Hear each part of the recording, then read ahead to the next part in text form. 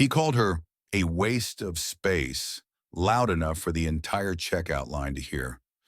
She was 93, clutching a faded purse with shaking hands, and the store manager stood over her like she'd committed some unforgivable crime. Her groceries were already bagged. Her card had already been declined once. And now, with 20 people watching, he was making an example of her. What none of them knew, what he definitely didn't know, was that every second of this was being recorded. And by morning, his entire life would be different. Her name was Dorothy Callahan, and if you'd passed her on the street, you might not have looked twice. She was small, maybe 5'2" on a good day, with silver hair she kept pinned back in a simple bun. Her clothes were clean but worn, the kind of outfits that had seen a dozen winters and still held together because she took care of them. She walked with a cane, a wooden one with a rubber tip that clicked softly against the pavement every time she took a step. And she walked slow. Not because she wanted to, but because at 93, that's just how your body moves. Dorothy had lived in that same neighborhood for 61 years. 61 years in a small brick house on Laurel Avenue. 2 blocks from the grocery store, 4 blocks from the church she used to attend every Sunday. She and her husband, Earl, bought that house in 1964 with money they'd saved for 7 years. It wasn't fancy. 2 bedrooms, 1 bathroom, a kitchen with yellow countertops that hadn't been updated since the 80s. But it was theirs. They raised 3 kids there. Painted the walls a dozen times. Planted a garden in the back that bloomed every spring with tomatoes and zinnias. Earl used to joke that the house had more character than charm, but Dorothy loved it. It was home. Earl passed 4 years ago. Stroke. It happened fast. One morning he was drinking coffee at the kitchen table, and by afternoon he was gone. Dorothy hadn't been the same since. Not in the obvious ways.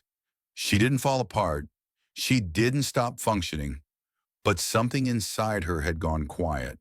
The house felt bigger. The days felt longer.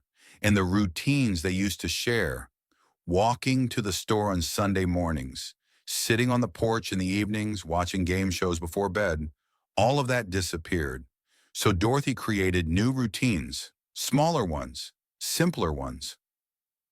And one of them was walking to the grocery store twice a week to buy just enough food to get by. She didn't drive anymore. Her license had been taken away 2 years ago after she'd run a stop sign and didn't even realize it. Her daughter Lindsay lived in Oregon, too far to visit more than twice a year. Her son Michael was in Texas, busy with his own family.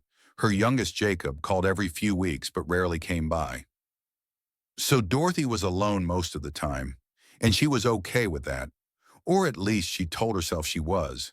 The walks to the store gave her something to do, gave her a reason to get dressed, to step outside, to see people, even if those people were just strangers passing by. That Tuesday started like any other. Dorothy woke up at 7, made herself a cup of tea, and sat by the window, watching the neighborhood wake up. She ate a piece of toast with butter, took her medications, 3 pills for blood pressure, 1 for her heart, another for cholesterol. Then she got dressed, a floral blouse, gray slacks, her old cardigan, the one with the stretch pockets.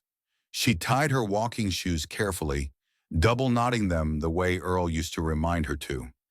And then she grabbed her cane, her purse, and headed out the door. The walk to the store took her about 20 minutes. It used to take 10, but her knees weren't what they used to be.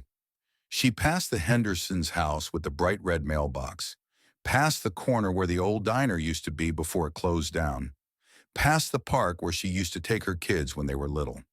Everything looked the same, but everything felt different. The neighborhood had changed. New families, new faces.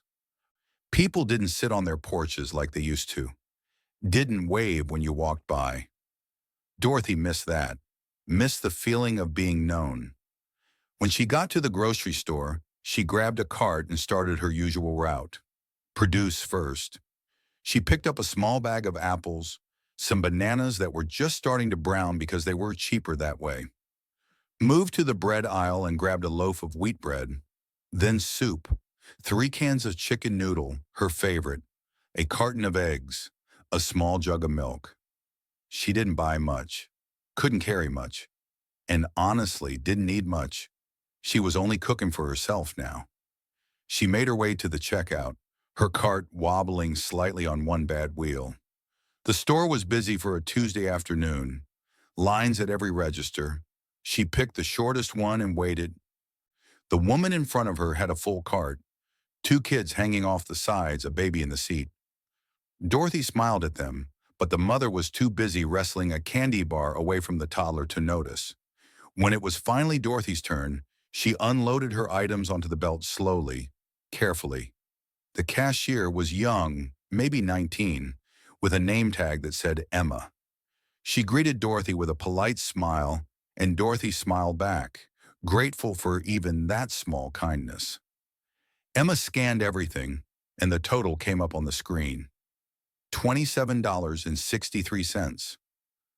Dorothy opened her purse and pulled out her debit card, the same one she'd been using for years. She slid it into the reader and waited. The machine beeped, declined. Her stomach dropped. She tried again. Same result. Emma looked at the screen, then at Dorothy, her expression apologetic. It's saying it was declined. Do you have another card? Dorothy's face flushed. She could feel the people behind her shifting, impatient. She didn't have another card. She had this one, and she was sure, she was almost sure, she had enough in her account. She checked her balance last week, but maybe she'd miscalculated. Maybe she'd forgotten about something. Her hands started to shake as she fumbled through her purse looking for anything else. I'm so sorry, she said, her voice soft, almost apologetic. I thought I had enough. Can I maybe remove a few things? Emma nodded kindly. Of course. What do you want to take off? Dorothy looked at her groceries, now bagged and sitting in the cart. She pointed to the milk and the soup. Those. I can do without those. Emma started to pull them out, but that's when he appeared. The manager, Travis Holbrook. Mid-30s, clean-cut, button-up shirt with the store logo embroidered on the pocket. He walked over with the kind of stride that said he was used to being in charge, used to people listening when he spoke. He glanced at the register, then at Dorothy, then at Emma. Is there a problem here? His voice wasn't friendly, it wasn't concerned, it was irritated. Emma hesitated, then explained. Her card declined. She's just removing a couple of items.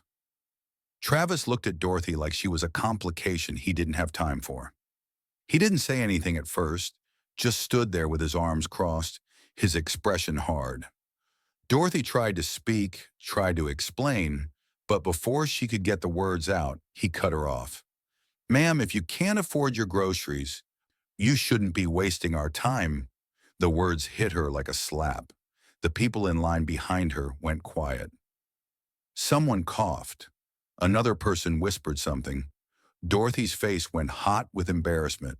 She tried again, her voice smaller now. I can afford it. I just need to take a couple of things off. I must have miscalculated. But Travis wasn't listening.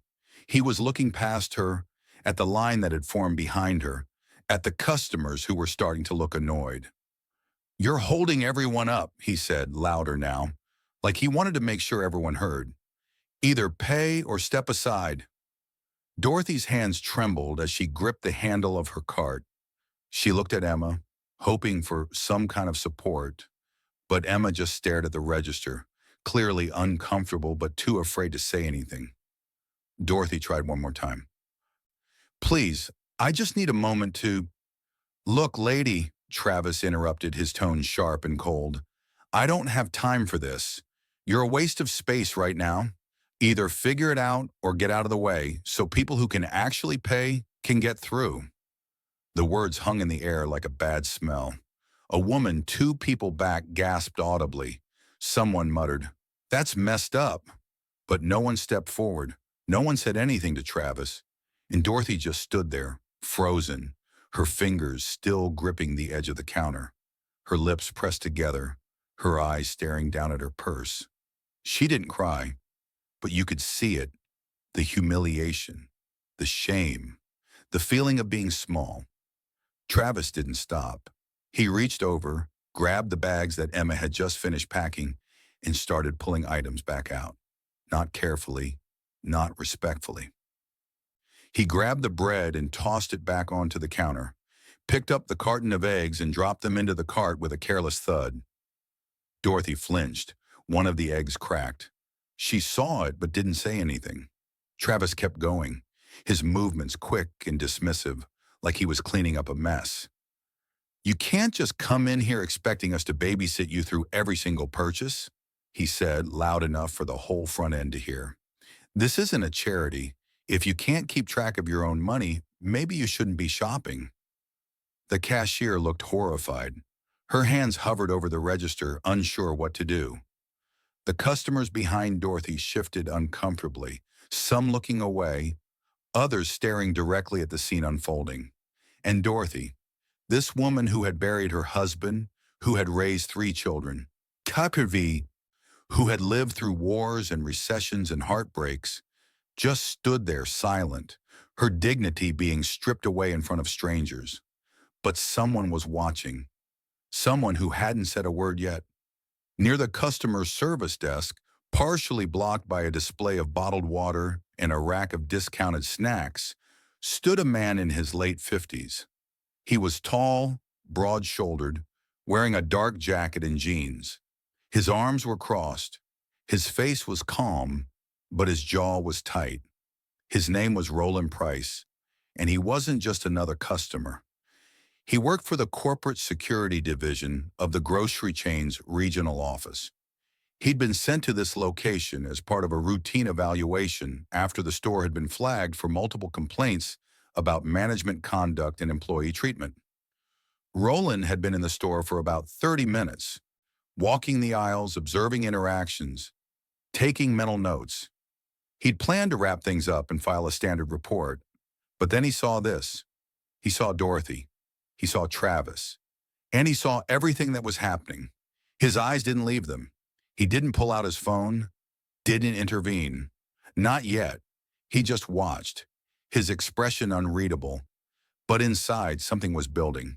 Travis was still going. He shoved Dorothy's debit card back across the counter toward her, and it slid off the edge, falling to the floor. Dorothy bent down slowly, painfully, to pick it up. Her cane wobbled.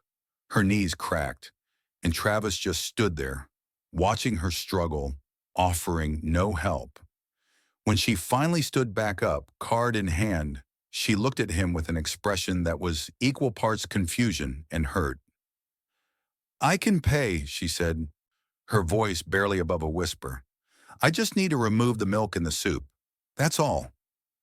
But Travis wasn't interested in solutions. He was interested in being right, in maintaining control, in showing everyone, Dorothy included, that he was the authority here. He leaned in slightly, his voice dripping with condescension, and said, "Maybe you should have planned better. Maybe you shouldn't be out here shopping if you can't even keep track of your own finances. Do you understand how many people you're holding up right now?" He gestured to the line behind her. "These people have places to be. They don't have time for this." Dorothy's bottom lip quivered. She opened her mouth to respond, but nothing came out. And that's when she did something that made everyone watching feel sick. She reached into her purse with shaking hands and pulled out a small white envelope. It was wrinkled, folded in half, with her name written on it in her own handwriting. Inside were 3 $20 bills. It was her medication money, the money she'd set aside earlier that week to refill her prescriptions on Thursday. Money she couldn't really afford to spend on anything else, but she was desperate, humiliated, and she just wanted this to be over. She pulled out one of the 20s and placed it on the counter, her hand trembling. Her voice cracked when she spoke. "I can pay. I have money. I got confused with my card. I'm sorry, I didn't mean to cause trouble."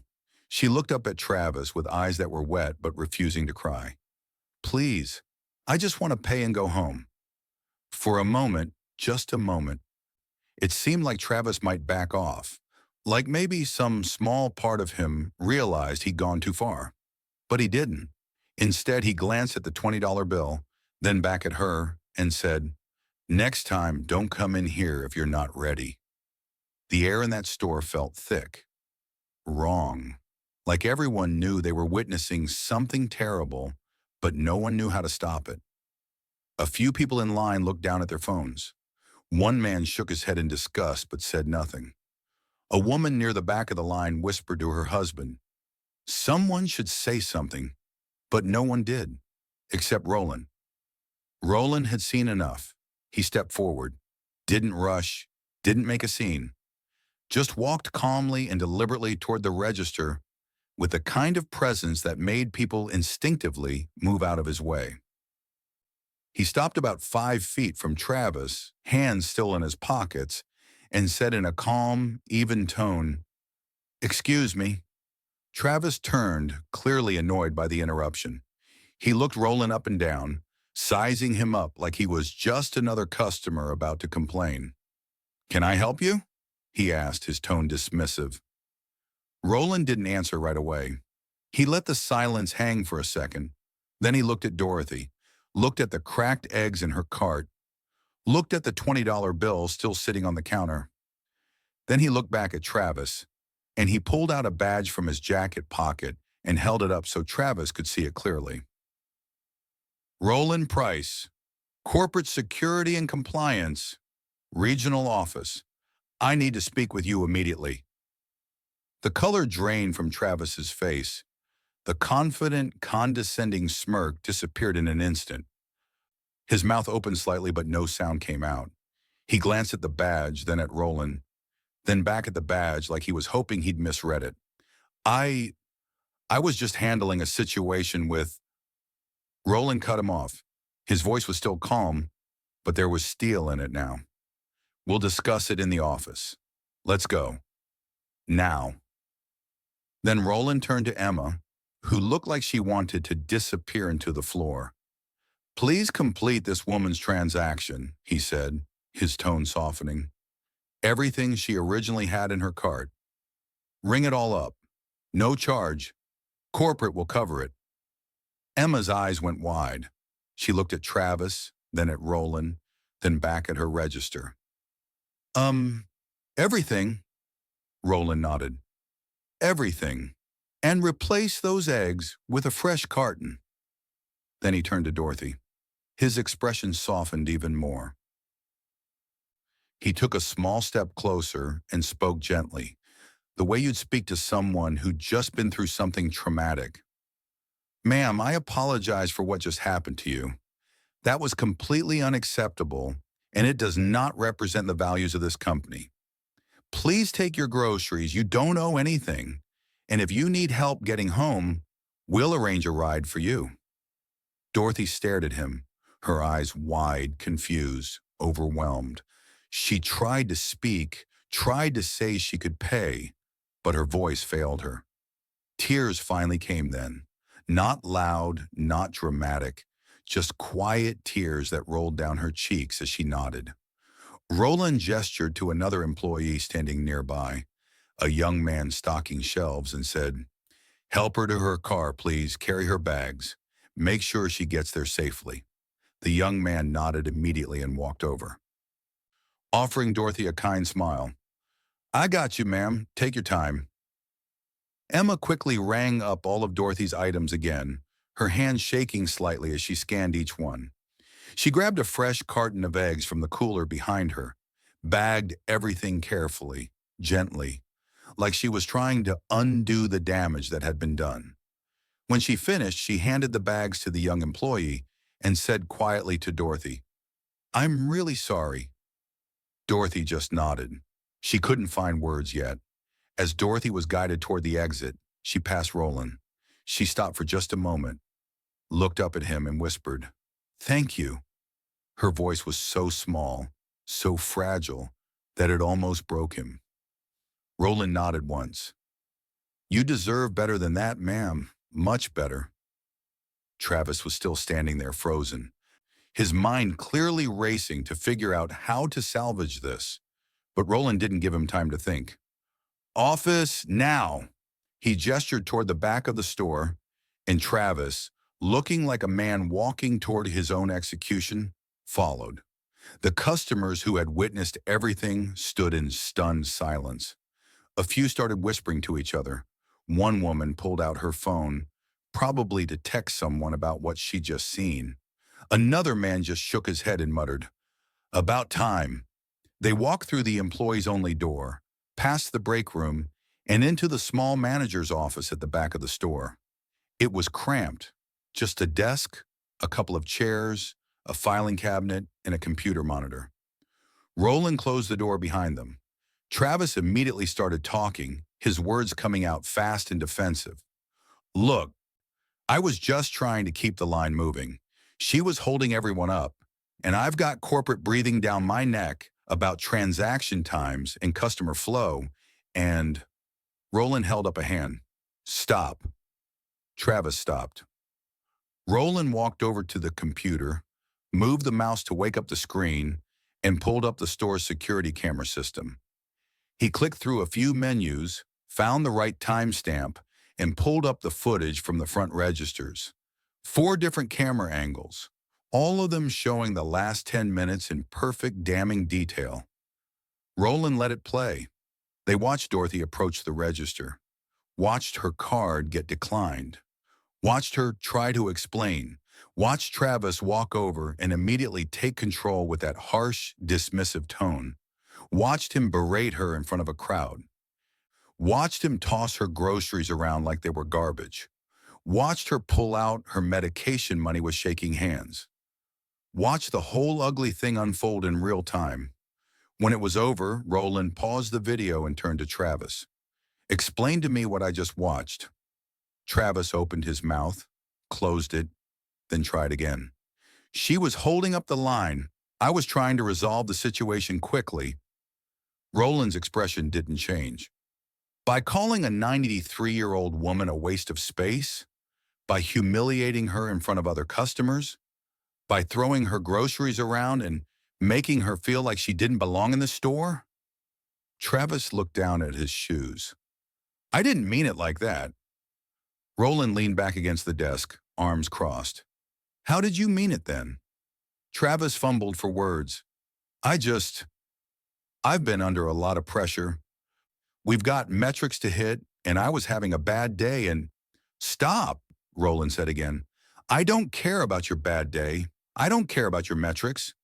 What I care about is that you treated a human being, a paying customer, a member of this community, like she was dirt. And you did it publicly. You did it cruelly. And from what I can see on this footage, you enjoyed it."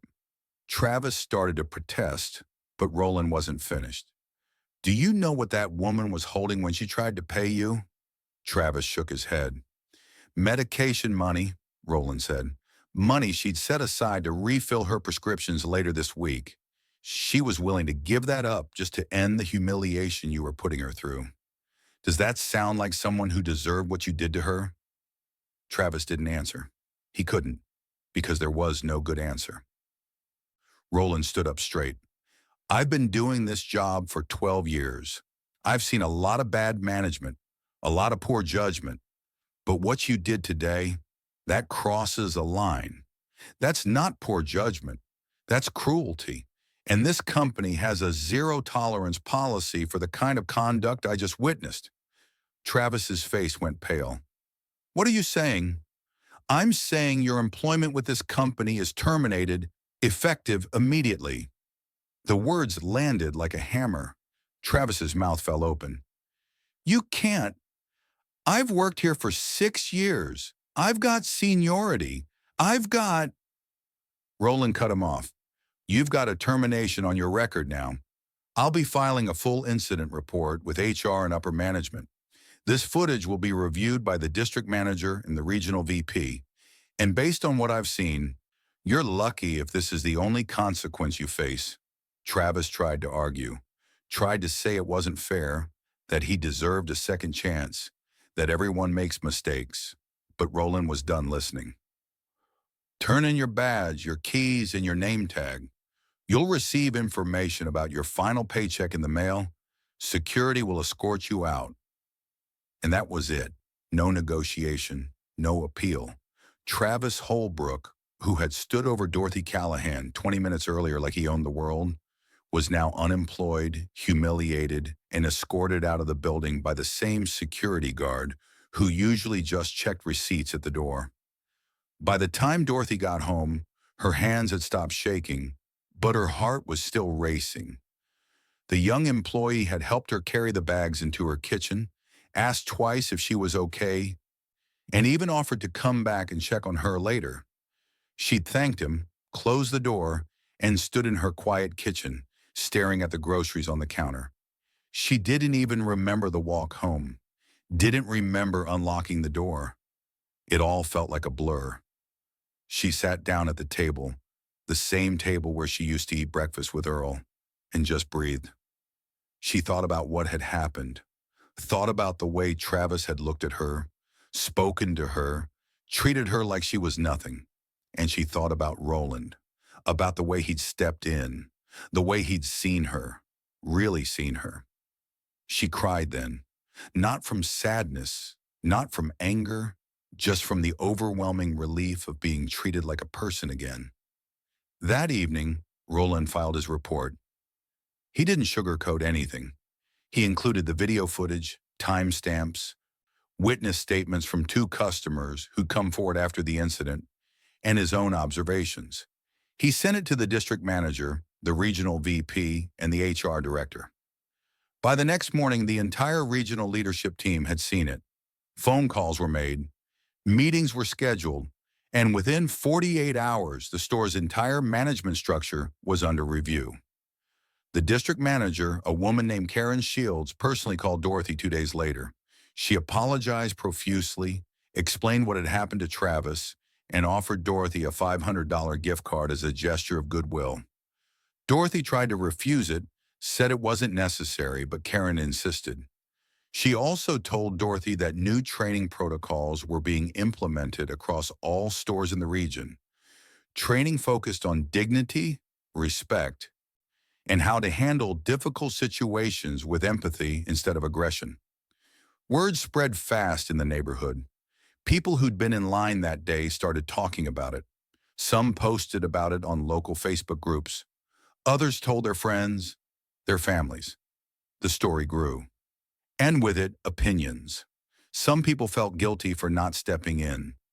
Others were angry it had happened at all. A few defended Travis, said he was just doing his job, but those voices were quickly drowned out by the majority who saw it for what it was. Cruelty disguised as authority. Dorothy didn't want the attention. She'd never wanted to be the center of a story. But her daughter Lindsay called her that weekend after hearing about it from a neighbor, and they talked for over an hour. Lindsay cried, said she wished she'd been there. Said she was proud of her mom for handling it with so much grace. Dorothy didn't feel graceful. She felt tired. But she also felt something else. Something she hadn't felt in a long time. She felt seen. A week later, Dorothy walked back into that grocery store. She almost didn't. She stood outside for a full 5 minutes, her hand on the door handle, wondering if she could do it. But she needed groceries, and she wasn't going to let one bad experience take away the one routine she had left. So she went in, grabbed a cart, started her route. The new manager, a man named David Torres, saw her almost immediately. He walked over, introduced himself, and told her how sorry he was for what had happened. He said her name, Miss Dorothy, and that small gesture, the fact that he knew her name, meant more to her than he probably realized. He told her that if she ever needed anything, anything at all, she should ask for him personally. Dorothy thanked him quietly and continued shopping. When she got to the register, Emma was there again. Emma saw her and her face lit up with a genuine, relieved smile. "Miss Dorothy," she said warmly, It's so good to see you. She rang up Dorothy's items carefully, chatted with her about the weather, asked how she was doing. And when Dorothy pulled out her debit card, this time it worked, Emma handed her the receipt and said, "You take care, okay?"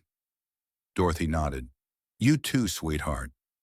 As Dorothy walked out of the store that day, bags in hand, she felt something shift inside her.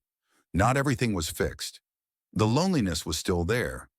The empty house was still empty. Earl was still gone. But she felt a little lighter, a little more human.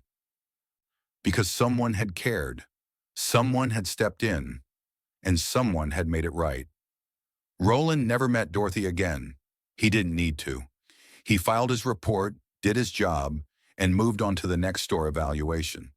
But he thought about her sometimes, wondered if she was okay, hoped that she was. And in his own quiet way, he was proud of what he'd done.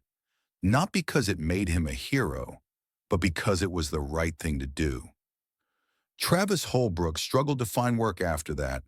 The termination on his record made it hard to get hired anywhere in retail management. He tried explaining it away in interviews, tried to downplay it, but the story had spread too far. People knew, and people didn't forget. Eventually, he took a job at a warehouse, loading trucks, starting over from the bottom. Some people said he deserved worse. Others thought he deserved a second chance. But everyone agreed on one thing. What he did to Dorothy was wrong. And Dorothy? She kept walking to that store twice a week, kept buying her bread, her soup, her eggs, kept living her small, quiet life. But now people knew her. The cashiers greeted her by name. Other customers smiled at her in the aisles. The baggers offered to help her to her car without being asked. She wasn't invisible anymore. And maybe that was the real justice. Not what happened to Travis, but what happened to her. She got her dignity back. So here's the question. If you'd been in that line, watching it happen, would you have said something? Would you have stepped in? Or would you have stayed silent and hoped someone else would handle it? It's easy to say you would have done something when you're watching it on a screen. But in the moment, when it's happening right in front of you, it's harder than you think. And that's what makes people like Roland so rare. He didn't just watch, he acted. And because he did, Dorothy got to walk out of that store with her head held high. Drop your thoughts in the comments. Tell me what you would have done. And if you believe that respect should never have an age limit, that dignity isn't something you earn, but something you deserve just by being human, then hit that like button and subscribe. Because stories like Dorothy's, they matter, and they deserve to be told.